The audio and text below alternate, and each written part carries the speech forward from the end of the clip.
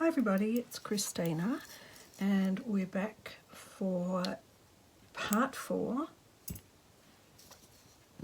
Now pages 5 and 6 is what we're up to.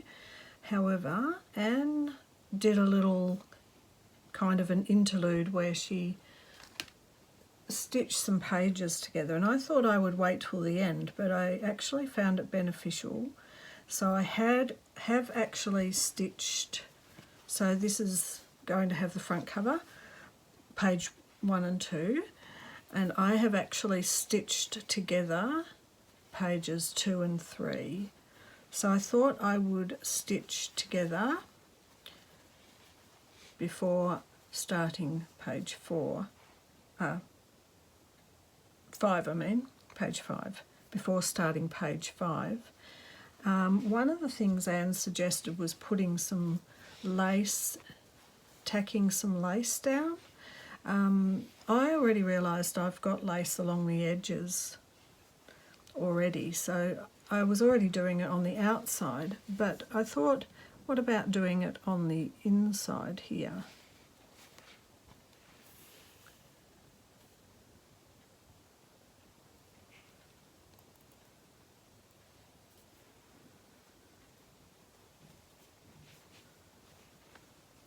Just thought it would be pretty, just above those little things, the little stars.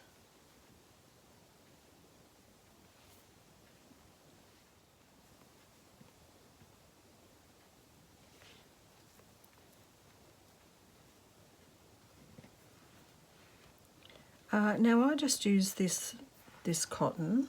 What I'm using a Gutermann, it's 100% cotton.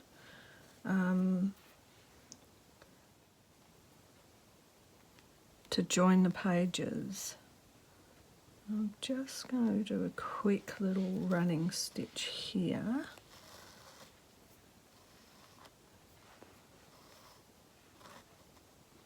One thing I've been finding with this, I like it, this cotton, but I just find it tangles really easily and gets knots really easily. There's a knot there.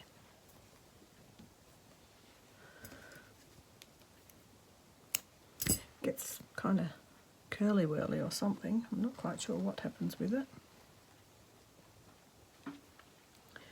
Alright, I will be pulling this little running stitch out, so it's not so urgent that it's perfect.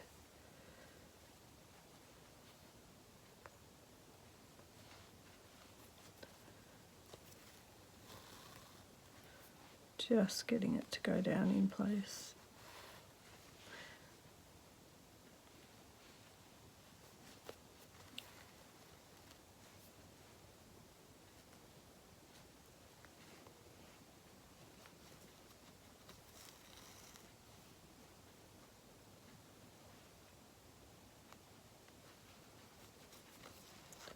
Okay.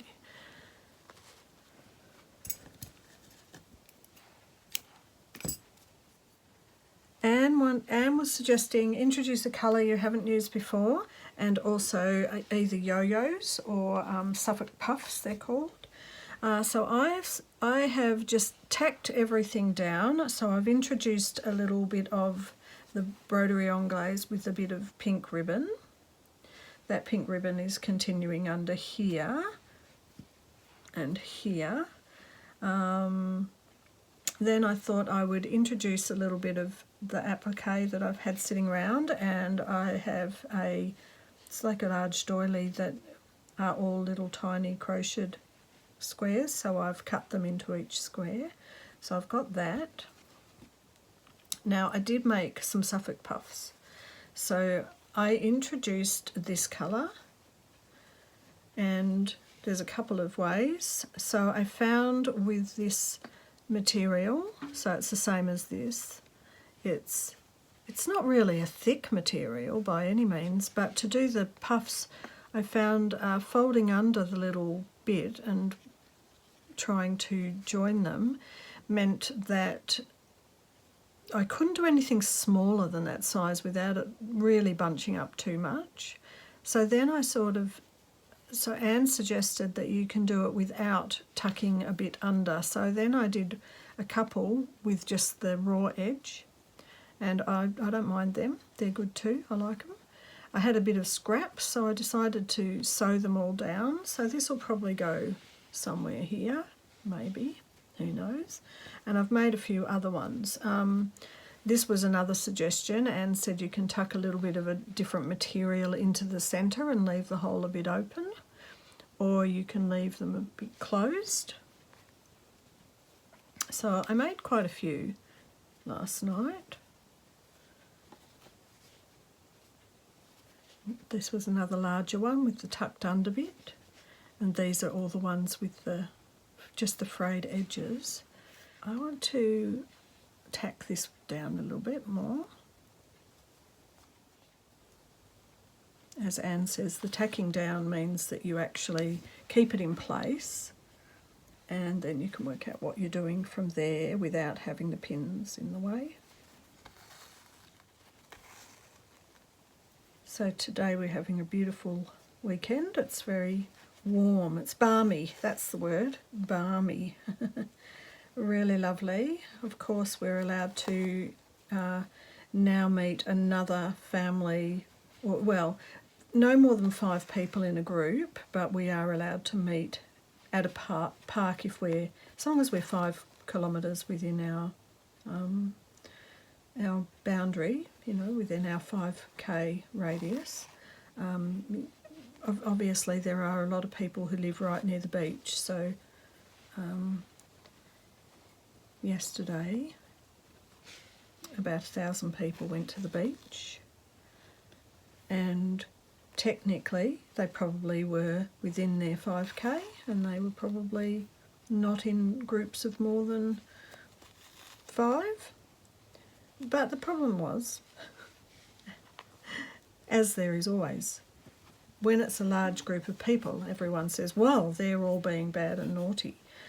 Well, I don't know that individually they were, because we're actually allowed to take our face masks down to drink or eat if you meet at a park for a picnic. However, the news and the news reporters got right onto it and showed people being silly, really.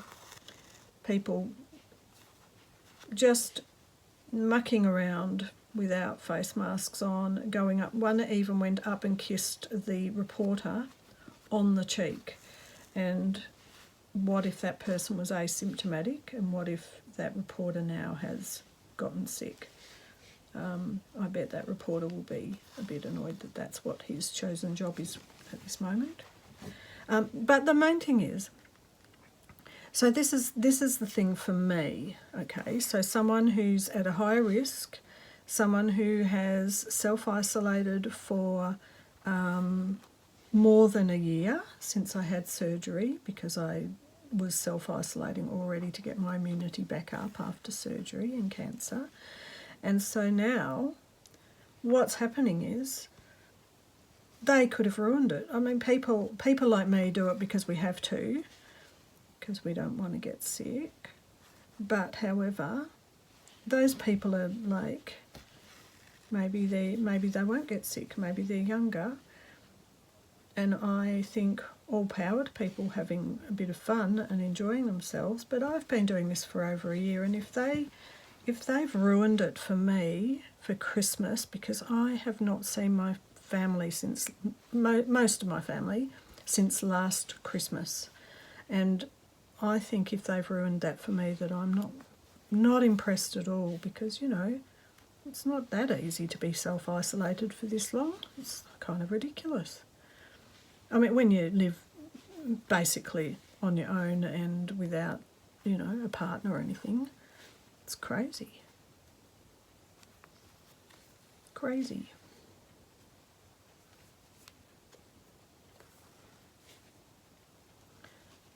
I'd say have a whinge, but you know what? I think those people are a little bit uncaring, really.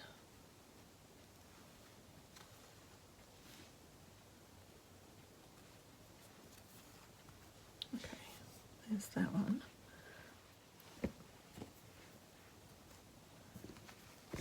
So I've got this one and this one still to go. Just a quick large stitch through this one, just to keep it secured without having to use the pins.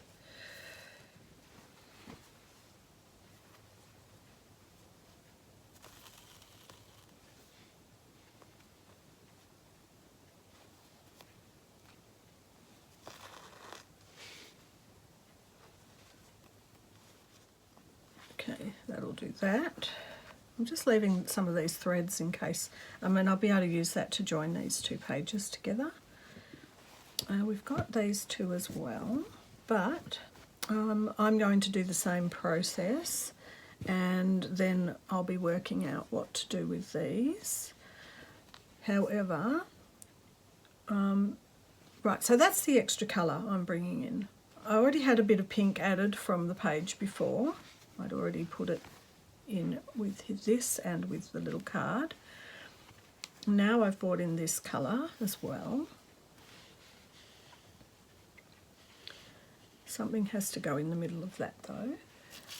But I was, just while I'm looking at this, I was also found a few other bits and pieces, but I cut out some more circles in a different colour. And I was thinking, if I didn't like this, that I might make some in this colour. I think I still do like that.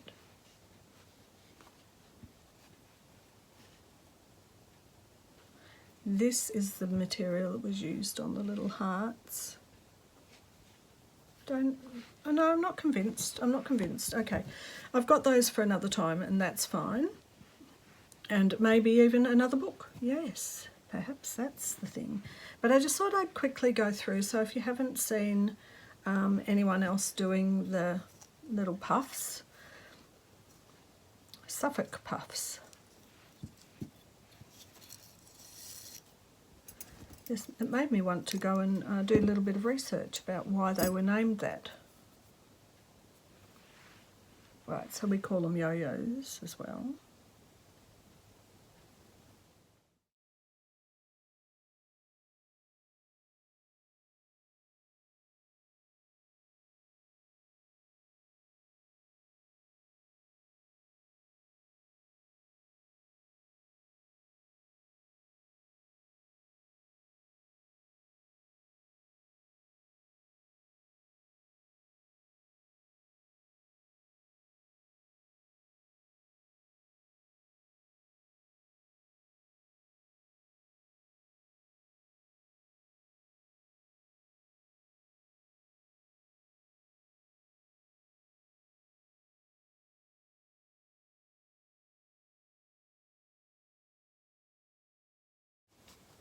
And then as you go, you're pulling the thread.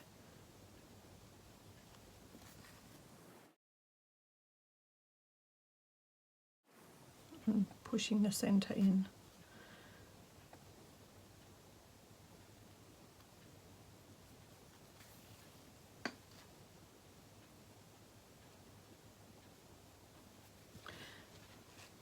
So as they say, it is just like a little shower cap. So this is where you can choose whether you want to have, as Anne says, a really tight little centre there, like tight little hole in the centre, or if you want to have it a little bit more open. It's up to you, personal choice. And then you just tack down the little edge when you're happy. Just a little bit. What I've been doing is just doing that. I've been actually then just giving them a little bit of a squeeze to flatten them down. And then I've been just doing a little cast off at the back.